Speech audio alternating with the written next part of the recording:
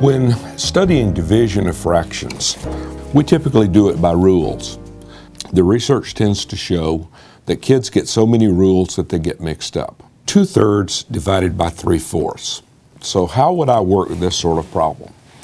I would take the amount 2/3 and I put it in the same position as the division has it. First thing, it's first. Then I would take 3/4. Here's 3/4. And what I'm trying to do is I'm trying to measure this 2/3 off into groups of 3/4 and find out how much of a measure I have. Notice, and I would not do this with the child, but I will show you, that if you take the 2/3, you will see that it covers up part of the 3/4, but it doesn't cover it all up. So I know I'm looking for a fraction for my answer. The problem is how to name that fraction, how to name that amount. So we're going to name that amount by measuring this 2/3 off into groups of 3/4. We need to know what is the common size piece between thirds and fourths. The common size piece, remember, the common size piece was 12ths. There it is. So I'm going to take my 2/3 and I'm going to rename it in terms of 12ths. And it turns out it is 8 pieces.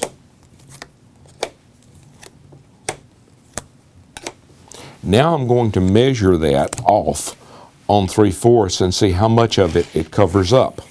Well, it covers up 1,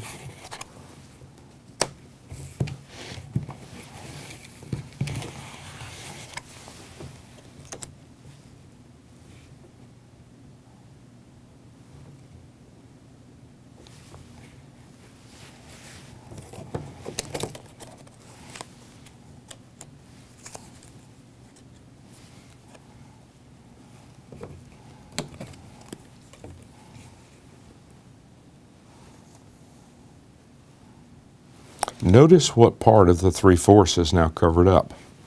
It turns out that 1, 2, 3, 4, 5, 6, 7, 8 parts where it would take 9 to cover up the whole 3/4. So my answer is I have 8/9 of a measure. And that's what it means to divide fractions. It means to measure this amount into this size and see what part of it is covered up. That is, what part of it is measured. What part of a measure do you have? So let's do another one. When dividing a problem like 2/5 divided by 1/2, when dividing those fractions, we will do exactly the same thing that we did before. We will set up the amounts, the 2/5, and I put it on the left side in the same order it appears in the problem.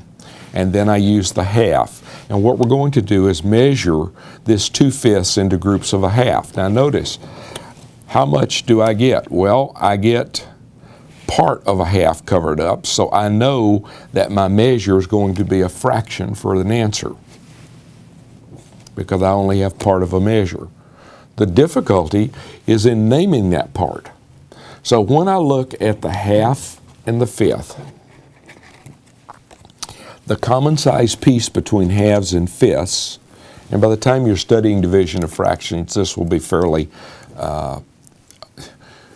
easy for the child because they will have done it before in both addition, subtraction, so on.